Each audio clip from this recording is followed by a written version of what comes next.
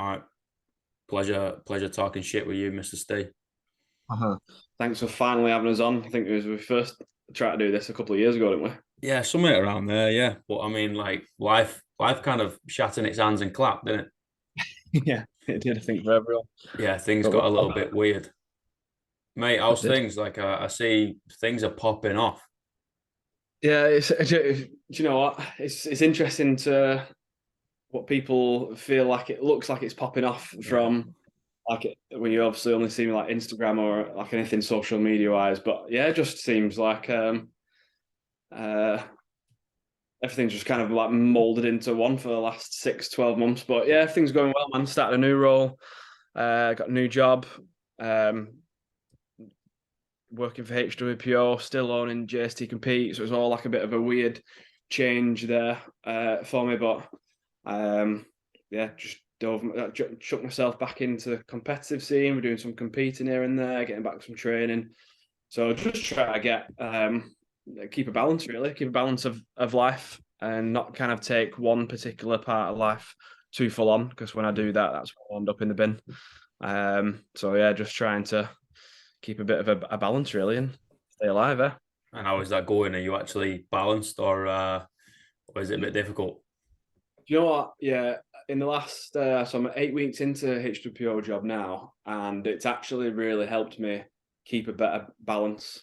Even though I've got like this another thing to juggle, I've stepped away pretty much fully from JST. I still own the business, and I still have to speak to the accountant about the accounts and all that kind of boring stuff. But yeah, it's helped me keep a bit more balance with my life. Like it's a job where I work for someone else. There's like set times when you're expected to work and when you're not, and when you get holiday and like when you have days off. So I feel like I have a bit more of a normal job, if that makes sense, compared to like being a business owner and trying just to work every hour under the sun to make things work. So yeah, balance is back, which is nice. Um, we're surviving again. Yeah, mate, it's good, and it's good to see you slinging some tin again. You know what I mean? Getting out on the dance floor and showing everybody how it's done properly. It's mad, isn't it? I think I did a post actually about 8 months ago. He asked me if I'd ever compete again. I just laughed at. I just laughed at it and said, not a chance. Like, I mean, my brain wasn't ready to do it. My body wasn't ready. I'd accepted that it wasn't ever going to happen again. Mm. And then fast forward 8 months, I've done I think five comps, and I'm slinging um, lifetime PBs on stuff that I just thought I would never get anywhere near. So yeah, it's good, man. Enjoying it. Enjoying it. Why'd you do it? Why'd you come back?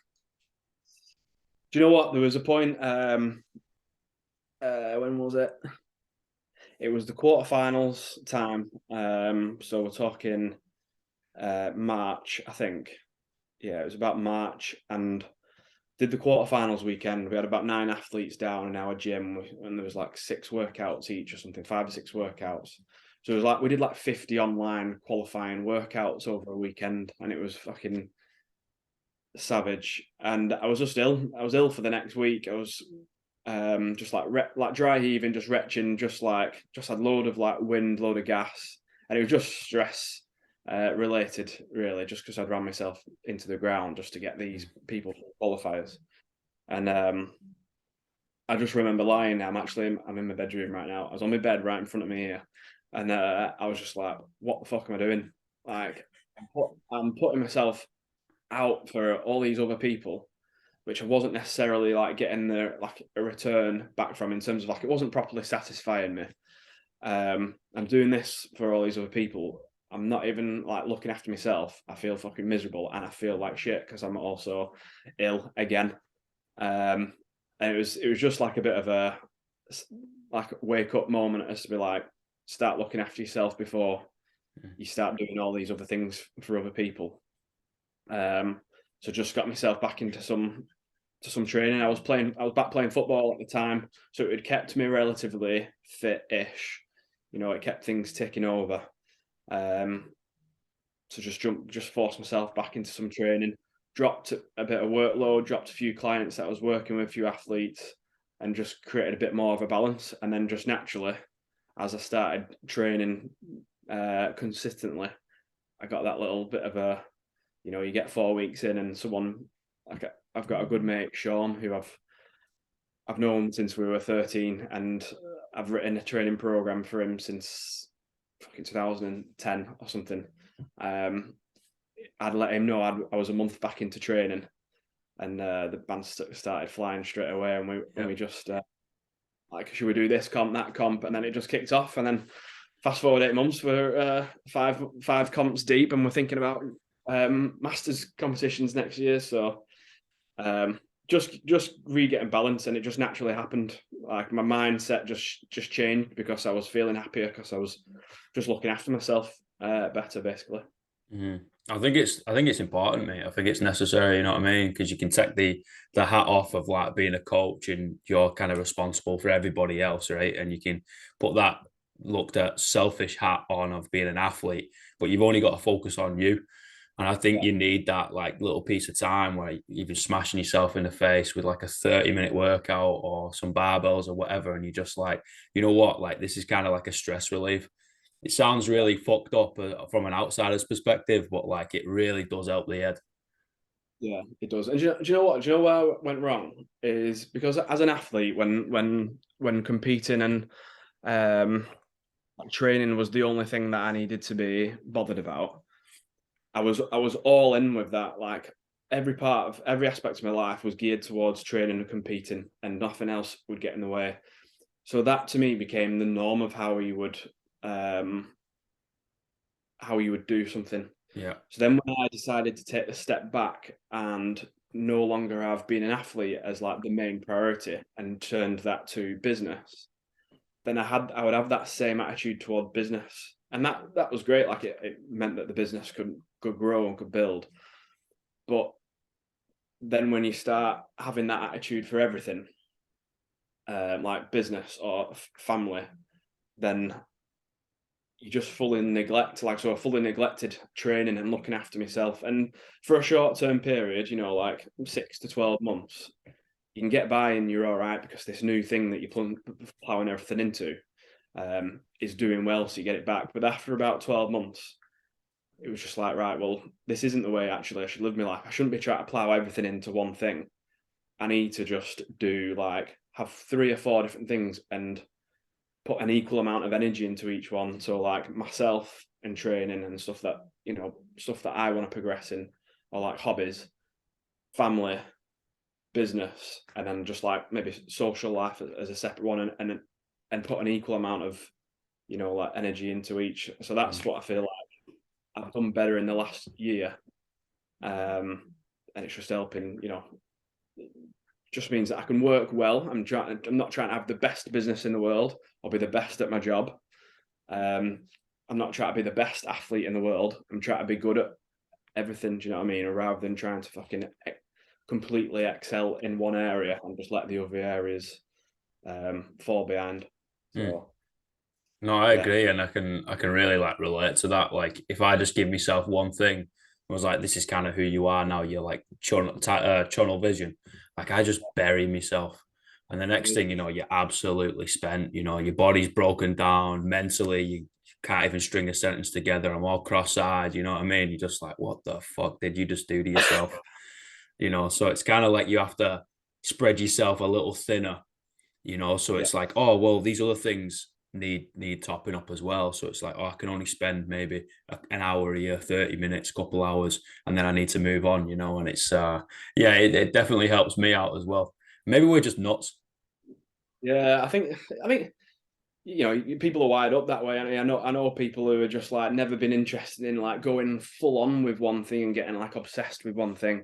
And sometimes I'm a bit jealous of those people, but I'm sure they look at the other way around and see, people like us who probably can get obsessed about that one thing and go, how do you get that passionate about one thing? There's pros and cons to each side of it, isn't there? But and I think you've got to go through stages in life where you are obsessed with something, as long as you're enjoying being obsessed with it. But yeah, when you get to your mid-30s now, I think balance is a little bit more important. Yeah, mate. I think so, mate. I think so.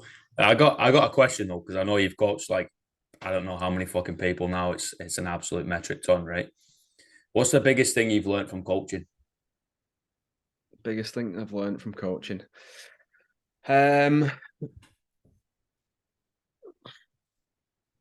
I've learned, try the best way to kind of summarize this. Spoke about it a little bit actually just the other day. I put a little post on Instagram that taking responsibility, like people need to be able to take responsibility for themselves. And from coaching, it's made me realize that that was probably my biggest strength as an athlete when I was just competing myself. Was I was always quite good at taking responsibility for all areas. So like if my nutrition's shit, it's not my person that was helping me with my nutrition. It was me not applying myself to what my nutrition told me. Or if my mobility or something I was getting imbalances, it wasn't because of the physio hadn't told me what I need to do. I wasn't going out of my way. So always just taking that responsibility over things that you're in control of rather than pointing the finger. And I think when I got into coaching, because I coached quite a few different people, whether it's in just like in a one-off session or like in a seminar or in someone day-to-day and an online program, you start identifying some of these people that take responsibility for themselves and some of these people that just point the finger and blame other people. And there's a very strong correlation between the people that have been like really successful in the sport. They take responsibility of everything that they do and everything that they're in control of. And the people that I've seen maybe fall short of what they're potentially capable of, like physically, is because they're not taking that responsibility of their actions. So I think that's a huge that's a huge thing. I think probably one of the other things, and I guess it links in similar, is like emotional intelligence. Just like someone being able to be in control of their emotions. If something like amazing happens, not to get carried away and get a huge big ego. And then at the other end of the scale, if something shit happens, you have shit training sessions, or you get an injury, not to be like beating yourself up too much about it, and just to be able to kind of like flatline your emotions and use the emotions, whether they're great or the able to use them in a way where it can continue you on your on your path to that you're responsible of your reactions and your actions based off your how you deal with any situation. But they're probably the main things that I've become aware of once I've stepped into coaching. Yeah, I think I put those two down as your answer there, I think. Yeah, I think that's the beauty of sport, right? And something physical, whether it's working out, just as a hobby, or whether it's like, right, we're gonna go do this thing as like semi-pro, pro, or start competing, right? Is like it teaches you how to deal with those like sort of looked at negative emotion where it's like, oh, you're nervous or you're anxious or you feel like shit, you go down. It's like, yeah, but you got to deal with that. Like you're a human being, you're going to feel that anyway. You know what I mean? That's going to come. So we have to be able to get through it, and I think that's where sport has a really unique position, because it kind of throws it in your face and was like, look, bitch, what are you going to do with this? Like, because at the end of the day, like you've still got 9 reps left, and it's I love it, man. I like that mental game. It puts you in a pretty dark hole sometimes, but the clarity you get outside of it, after the fact, I don't think you can replicate that in any other way. Yeah, I know what you mean. And my little lad now, my son Jesse, is 4 years old, and he's just been going to a new preschool, new nursery, and he's been getting a bit upset going in. It's like his second week, third week maybe, and he's upset going in because he's been feeling nervous, and he's never obviously felt nervous before. He's 4 years old. Like some of these emotions are like quite new. And he says his tummy feels poorly, and then like you understand what worried means. He's feeling worried, and he's getting nervous that he's going into this environment, and going to be like people that he's never seen, a big building because it's like a bigger nursery than the one he went to before, and it's obviously you can't relate to it. You can't explain this to a 4-year-old, but it's like it is just like maybe like the feeling you have before any workout you do or a qualifier where you've got that apprehension, that nerves because you're not sure what to expect or before a competition. But it's like coming out of the back of those scenarios, whether it's training, if it's a football match or whatever it is, it helps you realize that like those feelings like nervousness and stuff is all right, and you don't have to avoid them, which maybe some people do, because when you come out the back of it and you learn from it and you experience whatever it was that you were feeling nervous about, it does help you grow as a person. And my niece actually, she started doing MMA. She doesn't really into sports too much, and she started going to MMA, and we could all see like this huge change in her, not just physically, but like she's became more confident and more outgoing. You could tell that she had more interest when she went to school. She was going, just continued going to these MMA classes, and because she was exposing herself to like something new, that challenge that she's a bit nervous about, and then overcoming it, and it was like you could just see in her like confidence just growing as a person just from doing this hobby that she was maybe a little bit uncomfortable with at first. So it's good to see, man, and how it relates to other things in life. It's not just about getting to the gym and doing something that makes you physically fitter or look a little bit better. There's a whole package in there. Yeah, for sure, man. And it's quite cool to highlight that because let's be honest, 99% of the people that move and do something, they're never going to compete, and then even more, never going to get to the higher level, right? We like to put eyes on the gladiators in the arena, but like they're the top, they're the pinnacle, right? It's like, well, we're also feeling the same emotion they are. The only difference is like they're a little bit physically fitter than we are, right? All relative, and my niece actually stopped going to MMA, and I asked the parents, "Oh, why does she not go anymore?" And they said, she didn't want to compete in it." I was like, "It's not. You don't have to compete in it. Like, you don't have to go anywhere. You just need to go." And there's so many other things that you learn from just like exposing yourself to challenges like that. But I'll get back into it. Yeah, that's a great point for kids doing sport. Like it's usually pushed down the competitive route, right? And you're like, no, this is what you got to go do. You got to play sport on a weekend or whatever. It's like, no, you can just turn up to train and have fun and kick the ball around with your mates or slam someone around and learn an art or form or something like that. Like you don't have to go for a gold medal. Yeah, exactly. And that was me as a kid. I did every sport on the sun, but I was never amazing at one. I was pretty good at most. I was one of those kids that would learn a new sport and be quite good at it straight away. But I was never like amazing. I was never like top in the class at any sport. But in my head, I never wanted to be like a pro footballer or a pro fucking table tennis player or something. I just really enjoyed like getting better and competing and playing matches and just like the physical challenges that I would get from doing sport each day. And it only got to when I was 20, I think I was 22 years old when I found CrossFit, when I was like, oh, like, I feel like I actually want to get to the top of this sport. And I never had felt that I must have done football, rugby, swimming, fucking athletics, cross country, table tennis, every sport you can think of I'd done to an okay level. But because I had just hit myself with all those different sports, all those challenges as a kid, it put me in a position where, I was used to overcoming like skills or overcoming problems when it came to CrossFit and learning all these daft new kipping movements. I was exposed to having to learn a new thing most days, so I think that's what helped me, get to the point that I did in the CrossFit career, because I wasn't trying to like be a pro footballer or be a pro sportsman as a kid. I was just enjoying doing whatever it is that I wanted to do, whatever sport it was, whatever the after school club was that day. That was just enjoying and doing it.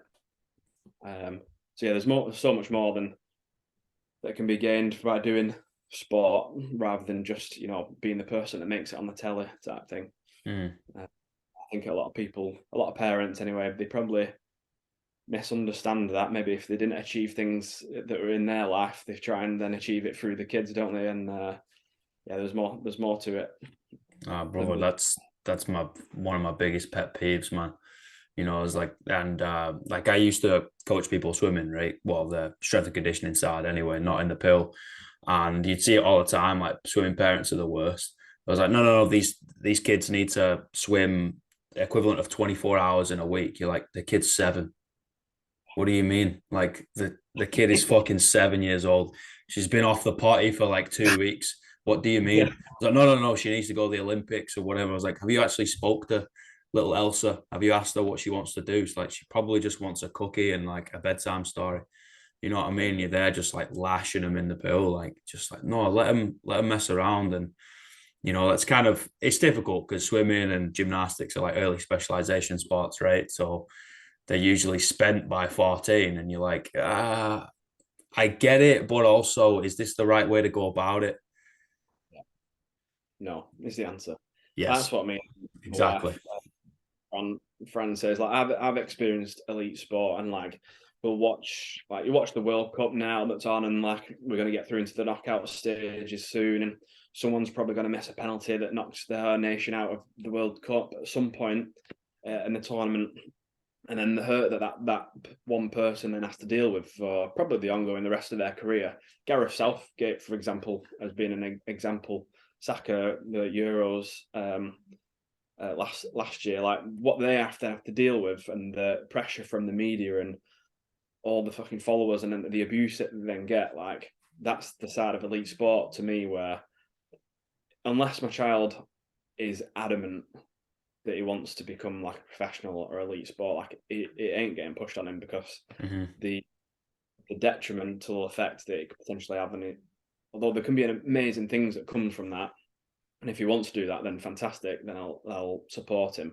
But like, it's not getting pushed into something like that, because it can be, you know, the elite side of sport can be brutal, and sometimes not worth like the effects that come from it.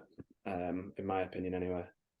Yeah, agreed, man. Like, especially football, right? Like everybody, I don't know if it's like a British thing, but we all like focus on the negative, right? Whether it's they paid too much, they missed a fucking penalty, or they didn't work hard enough for us, whatever. And I was like, we're commentating, sat on the couch eating frigging fries. You know what I mean? I was like, you're like 5 beers deep here, son. Shut your mouth. Like you can't play Sunday league properly.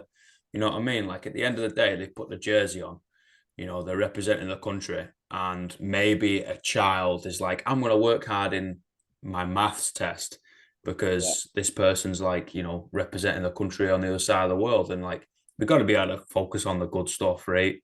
Like the foundations that have been put up, and like Rashford on the telly the other day, like he's a Withenshaw kid, right? And like that's where I grew up. And it's like, well, yeah, he did obviously did all that work for kids for school dinners, and everyone then complains that he was off his game for a while. Well, oh, I was like, but he's kicking a ball. That doesn't mean anything. Like he's helping kids. Like focus on that. Fuck the yeah. commentators where they're saying, "Oh, his head was down, didn't look like he want to put the shirt on," and it was like, yes, because there's millions of eyes on him. How about we focus on like he actually gave young Jimmy a one hot meal that he's had that day, and he didn't have to pay for it. You know what I mean? It is mad, and whether it is a British thing or not, but even just like now, like we beat Iran 6-2, and then we drew 0-0 with America, and they're slagging all of the players off, and they're slagging off Southgate for his selection, whatever. But then meanwhile, there's like Spain that are playing like well and average, and idolizing everything that a different country is Yeah, man. doing. I would always complain about our own country, and then idolize like Brazil and Spain, which are doing okay, but then they're not beating people 6-2. Do you know what I mean? Hmm. Uh, but Grass is yeah, I think greener, right? it is. Yeah, grass is greener. What's the saying? The grass is green on the other side if you water it, or something like that, isn't Yeah, it? the grass is greener where you water it. You know what I mean? Yeah. Like disregarding our own people, but Britain's bloody great for it. But anyway, that's kind of going off on another tangent. It is. Bro, I got 3 questions. Yeah, the quick fire ones are. They are. It depends if you got a quick fire answer. Uh, Probably. what's the greatest piece of life advice you've ever received? Do you know what? I won't call it a piece of advice, but my wife turned around to me. It was around about the same time I was talking about March last year, when she could tell that I was like miserable, and she's like, if work and money wasn't anything that you had to worry about, like what would you do every day? And it was just like that thought-provoking question that she asked me, and then obviously the answer was then probably the advice. It was the piece of advice, but the answer for me was I would make sure I'd train every day.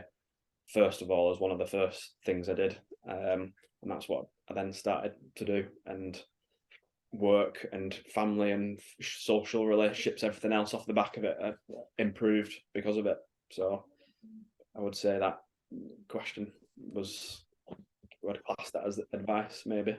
It's a great question, man. It's a good lady to have in your corner to ask you a difficult question like that. Like, people that are gonna poke and prod you in the right way and ask those difficult questions, you need those motherfuckers around, man. Yeah, and she's always been good at like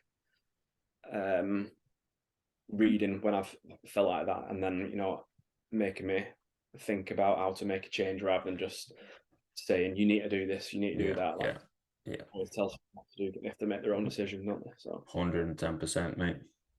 What's the worst piece of life advice you ever received? Um,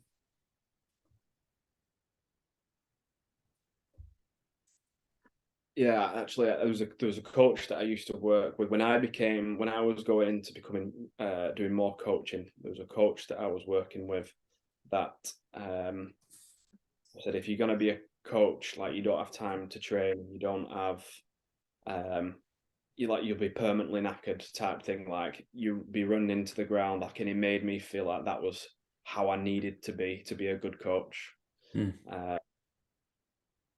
Yeah, so that was pretty bad advice. Yeah, I would say so too. Yeah. It sounds simple now, but at the time it was just like it just made me feel like if I'm going to be a successful coach like this person, it had success. If I'm going to be successful like they are, then I need to be on 5 hours sleep, and I need to be smashing those first thing in the morning to get by. And I need to not, if I'm training, then I'm not working out enough and stuff like that. So yeah. Yeah, it's the whole thing of like I'd get questions all the time, right? It was like basically in terms of training and coaching. I'm like, well, if I couldn't do it, or if I moved like shit, or if I basically, I don't know, could clean and jerk 40 kilos, right? I'm not taking that away, but I'm 90 kilos. I should be able to pick up more than 40 kilos and put it above my head, right? I'm like, well, would you kind of trust me? And the answer is always no. And I'm like, exactly, like it's not in your job description, but it is. If I came in like waddling side to side and I've like type 2 diabetes, you're like, probably an issue here, mate. I don't think I'm going to give you my pounds to tell me how to be a fitter and healthier individual. Yeah, exactly. And when I think about it, that same person that gave me advice had got like skin conditions due to stress, and like couldn't squat because of certain problems with the body. And it's just like, well, it's just exactly what you've said there. Like, but at the time, you take on advice as it's given to you. And Yeah, of course. 100%. Last question. What are the 3 words you'd tell your younger self? um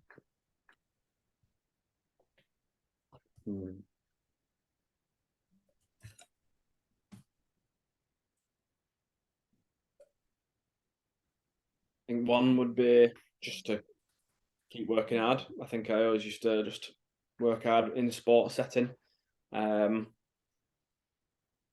Two would be not to, this is probably not a great message to put out, especially if young people are listening, but like not to be too worried about like the grades that you get. Like I still got a good grade, like 6Bs, 4Cs, GCSE, and then I think I got 2-1 eventually at uni, but like sometimes worried that academically I wasn't getting good enough grades to be able to get a good job. But follow your passion, and you get there eventually. What else?